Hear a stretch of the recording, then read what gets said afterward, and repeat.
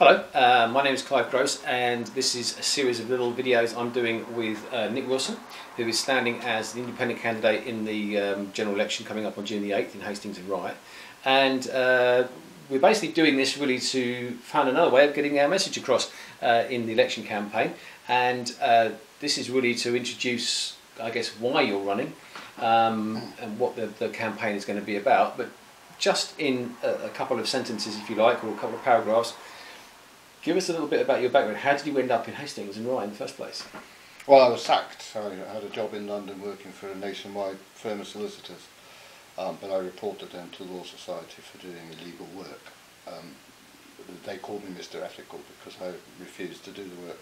In the end, I reported them and they sacked me some time ago. But I moved to Hastings in 2008. At that time, I was doing music for The Guardian. I had an income, but I needed to cut down on my expenses, so I moved here and halved my mortgage. Okay.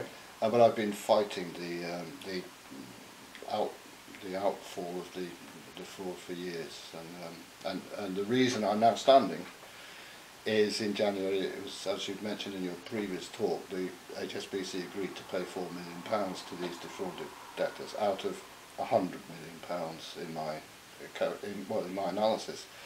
The FCA, the Financial Conduct Authority, and the Solicitors Regulation Authority, who have also investigated this, I have sent them both evidence, which I have, which is the Register of County Court judgments for the period in question, which is irrefutable evidence.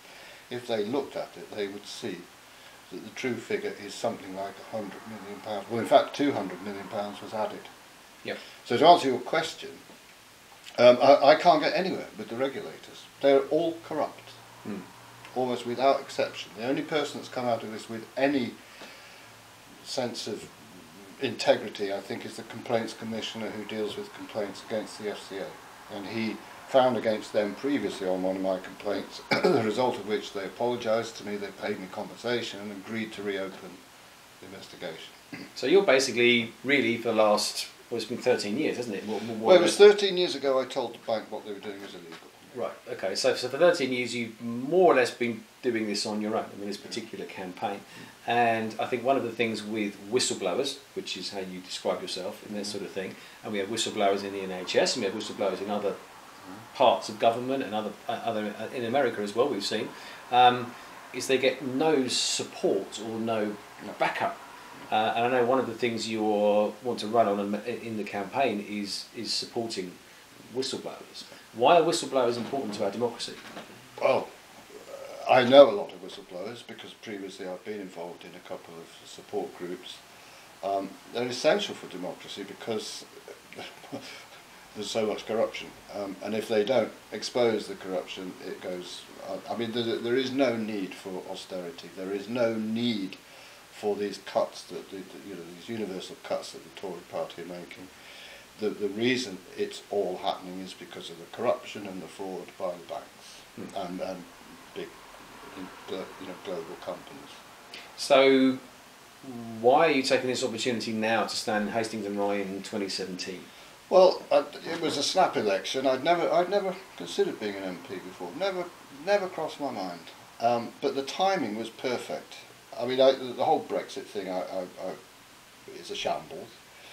May is gaming the system. Sure. She's playing a game, calling the election. But it occurred to me that if I stood against Amber Rudd, who, as somebody that's interested in banking and so on, she's got a background in banking and offshore companies and so on, I thought this was an opportunity to use the platform to hopefully to be elected. I'm going in it to win.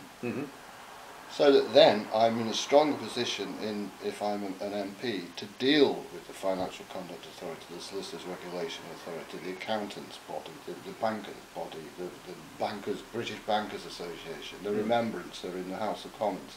Should be got. The Remembrancer, for those who don't know, is somebody who sits in the Commons solely to look after the interests of the City of London, which is a world of its own. Even the Queen has to have permission to go into the City of London. It has its own rules, it has its own, and it is the centre of corruption in the world. It's the world's largest money laundering centre.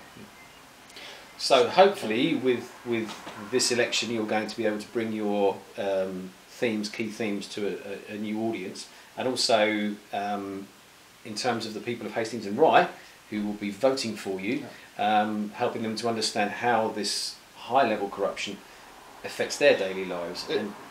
Yeah, it affects them directly. I mean, for example, there is something called LOBO loans, which most people know nothing about, but it's called lender option, borrower option loans, which are taken out by local authorities, and East Sussex County Council, they have 4 of them. And what happens is, it was after the crash, and there was a restriction on borrowing and so on, but the banks of course found a way round all the various regulations and offered these loans a teaser rate, so that it was very attractive for the local authorities to go into these. But lender option, borrower option is a misnomer. In fact, lobo is a Spanish word for wolf, and it's very appropriate.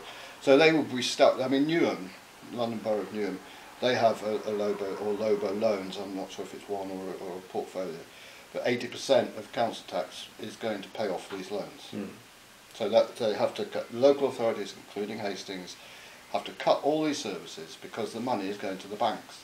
And when those loans were taken out, there would be naive, I mean, they're probably qualified accountants, but not terribly financially sophisticated treasurers of local authorities, would be sold these loans by a broker.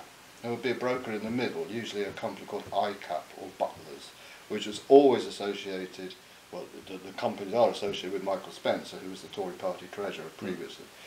So they would sell these very, very dodgy loans to local authorities, and then they'd make £1 million commission on the loans. So this stuff directly affects all of our local services. Everything. Libraries, social care, care for old people, everything. Because the money's going to the banks. So this is what we're going to be talking about in some of the next videos, looking at specific subject areas that you were talking about during the campaign. So thank you for watching this, and please take a look at the other ones that are going to be popping up on Nick's YouTube channel over the coming weeks. Thank you.